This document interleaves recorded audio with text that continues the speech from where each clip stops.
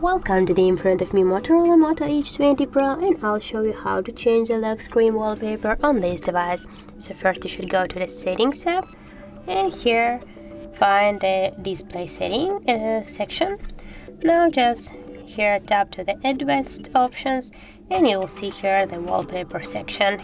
Go there and as can you see, you can choose your new lock screen wallpaper from the photos, wallpapers and live wallpapers. For example, I'll go in with the regular default wallpapers, pictures on your device, and for example we'll just choose this one.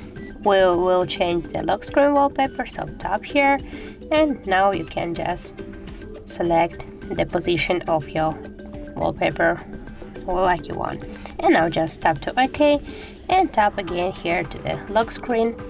And we got here the message that our wallpaper set successfully on our lock screen, and now we'll just check that. Yes, can you see our home screen wallpaper, lock screen wallpaper has changed successfully.